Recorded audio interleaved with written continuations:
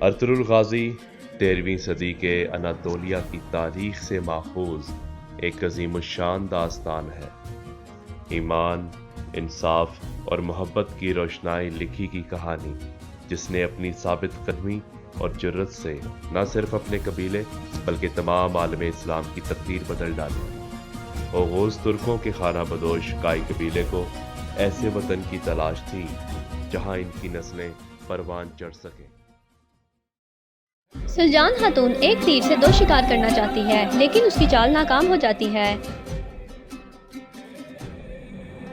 دوسری طرف ایک بچی وبانما بکری کے بچے کو اپنے پاس چھپا لیتی ہے۔ ماریو ایلینورا کی ملاقات چپ کر کے اس کے باپ سے کرواتا ہے، جہاں اسے پتہ چلتا ہے کہ اس کے چاچا استاد اعظم غدار ہے۔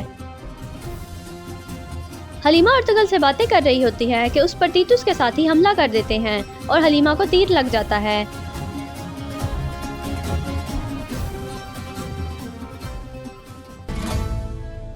جہاں ایک طرف سلیمان شاہ کا قافلہ حلب کے لیے نکلنے کی تیاری میں مصروف تھا،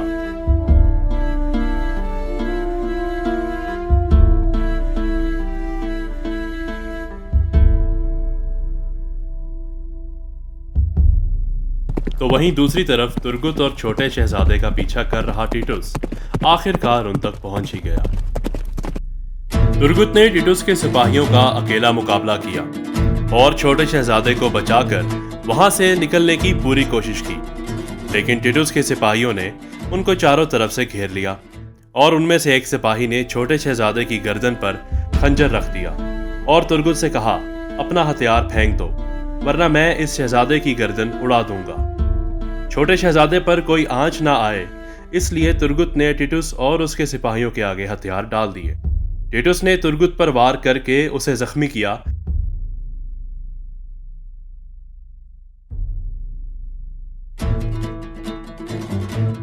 تب ہی ٹیٹوس کا ایک سپاہی گھوڑے پر سوار آیا اور آ کر اس نے ٹیٹوس کو خبر دی کہ ارطغرل اور اس کے ساتھی بچ نکلے ہیں۔ حائمہ خانم، سیلجان اور گوکچے خیمے میں سامان باندھ رہی ہوتی ہیں، تو حائمہ خانم سیلجان سے کہتی ہیں، تم بھی ہمارے ساتھ چلو، گوکچے تمہاری دیکھ بھال کر لے گی۔ سیلجان خوش ہو جاتی ہے اور کہتی ہے، ٹھیک ہے، لیکن میں پہلے گندوگدو سے اجازت لے لوں کیا؟ حائمہ خانم کہتی ہیں، ہاں ضرور، تم اپنے شوہر سے اجازت لے لو، یہ تو بہت اچھی بات ہے۔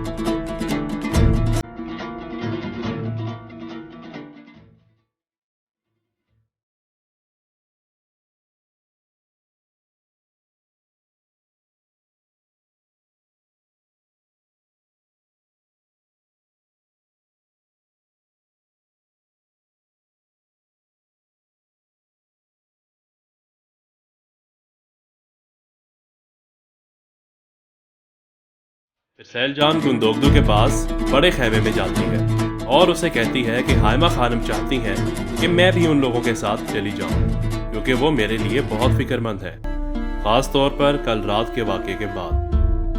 گندوگدو اسے شک اور طنز کی ملی جلی نظر سے دیکھتا ہے اور اسی ملے جلے لہجے میں کہتا ہے، کیوں، ایسا کیا ہوا تھا کل رات کو؟ سیلجان حیرانی کے عالم میں بولتی ہے، درد اٹھا تھا کل رات مجھے۔ تو گندوگدو سیلجان کو کہتا ہے، تم یہیں رکو گی کیونکہ مجھے بھی تمہاری فکر ہے، اس لیے تمہیں اپنے ساتھ رکھنا چاہتا ہوں میں۔ سیلجان کو سمجھ نہیں آتا کہ وہ کیا کہے، لیکن وہ جلدی سے گندوگدو کو بول دیتی ہے، جیسا تم کہو گندوگدو، اور وہاں سے چلی جاتی ہے۔ الپارگو کردوگلو سے کہتا ہے کہ ہم نے نقل مکانی روکنے کی کوشش کی پر ناکام ہو گئے، پھر ہم نے سلیمان شاہ کو مارنے کا ارادہ کیا، وہ بھی نہ کر سکے۔ کردوگلو غصے میں پوچھتا ہے، آخر تم کہنا کیا چاہتے ہو، صاف صاف بولو۔ الپارگو جواب دیتا ہے کہ صبح تو آپ سلیمان شاہ کو مارنے کے در پہ تھے اور اب آپ ان کی عیادت کے لیے جا رہے ہیں۔ ان سب کے پیچھے کی آپ کی حکمت عملی میری سمجھ سے باہر ہے۔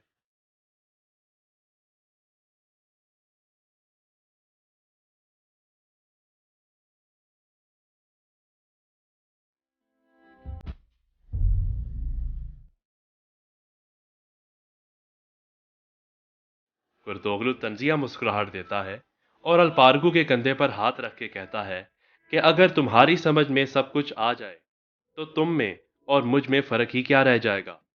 میں تم سب سے بہت آگے کی سمجھ رکھتا ہوں اور یہی وجہ ہے کہ مجھے سب کرتوغلو کہتے ہیں۔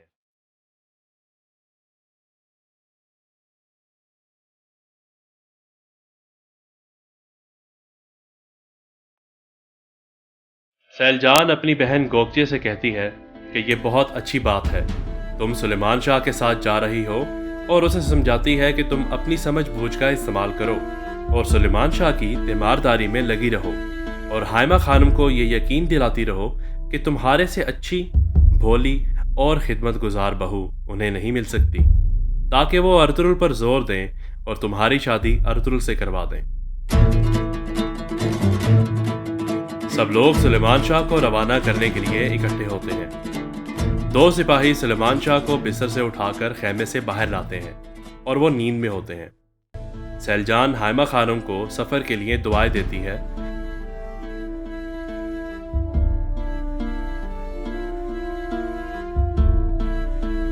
اور پھر کرتوغلو وہاں آ جاتا ہے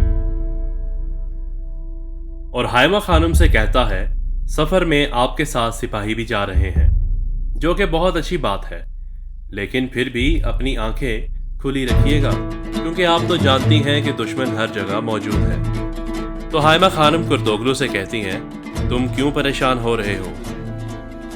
یہ کہہ کر وہ بڑے خیمے سے باہر نکل جاتی ہیں اور ان کے پیچھے سیل جان اور گوکچے بھی۔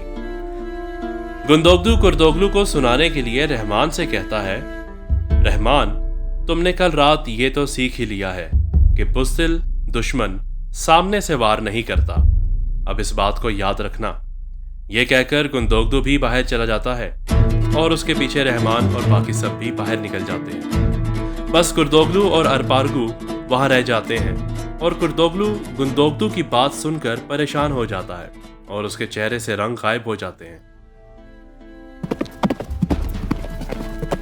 گھوڑوں پر سوار ارطغرل اور حلیمہ کا باپ یعنی شہزادہ نعمان حلیمہ کو زخمی حالت میں لے کر حلب جا رہے ہوتے ہیں۔ ارطغرل شہزادے نعمان سے کہتا ہے کہ ہمیں اپنی رفتار تیز کرنی ہوگی اور پوچھتا ہے کہ شہزادی کی طبیعت اب کیسی ہے، تو شہزادے نعمان جواب دیتے ہیں کہ گھوڑوں کی تیز رفتار کی وجہ سے حلیمہ کے زخم سے خون تیزی سے بہنے لگتا ہے۔ ارطغرل کہتا ہے ٹھیک ہے، تو ہم تھوڑی دیر یہاں قیام کرتے ہیں۔ استاد اعظم مارکوس کے ساتھ ایک بار پھر زندان میں اپنے بھائی کے پاس آتا ہے تو اس کا بھائی اللہ کے حضور ہاتھ اٹھا کر دعا مانگتا ہے اور کہتا ہے کہ اے اللہ، میری بیٹی کی مغفرت فرما اور ظالموں پر اپنا قہر نازل فرما اور ان کو نیست و نابود کر دے۔ اپنے بھائی کی یہ بات سن کر استاد اعظم کہتا ہے میں نے کوئی ظلم نہیں کیا کسی پر، تمہاری ضد کی وجہ سے ایلنورا کی موت ہوئی ہے۔ استاد اعظم کا بھائی کہتا ہے جو تم چاہتے ہو وہ کبھی نہیں کروں گا، پھر چاہے تم مجھے 1000 بار مار دو، اور ابن العربی کو تو تم مار نہیں سکتے۔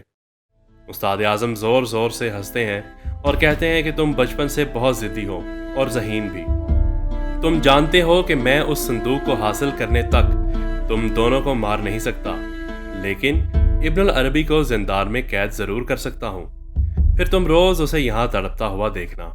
یہ کہہ کر استاد اعظم اور مارکوس زندان سے باہر چلے جاتے ہیں۔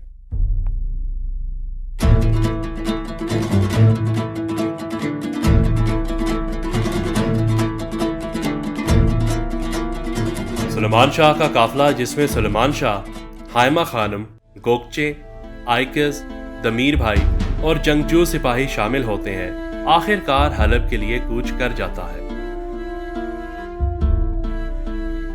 العزیز کے وزیر اعظم شہاب الدین ایک نقاب پوش خاتون کے ساتھ آرکوز کے پاس قید خانے میں آتے ہیں اور آرکوز سے کہتے ہیں یا تو تم آج اپنی زبان کھولو گے یا پھر میں تمہاری زبان ہمیشہ کے لیے بند کر دوں گا۔ مجھے یقین ہے کہ تمہارا کوئی جاسوس اس محل کے اندر ہے، اس کا نام بتا کر اپنی جان چھڑا لو۔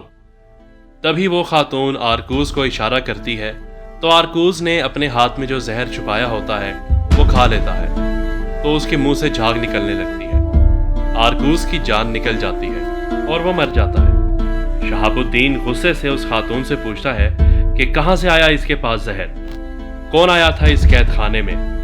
تبھی وہ خاتون اپنے چہرے سے نقاب ہٹاتی ہے تو یہ وہی خاتون آسما ہوتی ہے جس نے آرکوس کو زہر دیا ہوتا ہے۔ آسما شہاب الدین سے جھوٹ کہتی ہے کہ یہاں تو کوئی نہیں آیا، نہ ہی کوئی جانتا تھا کہ آرکوس یہاں قید ہے۔ آپ فکر مت کریں، یہاں کیا ہوا کسی کو پتہ نہیں چلے گا، اور میں آرکوس کی لاش کو ٹھکانے لگا دوں گی۔ شہاب الدین آسما پر بہت بھروسہ کرتا تھا کیونکہ آسما نے اس کی جان بچائی تھی۔ آسما کو لاش ٹھکانے لگانے کی ذمہ داری سونپ کر شہاب الدین وہاں سے چلا جاتا ہے۔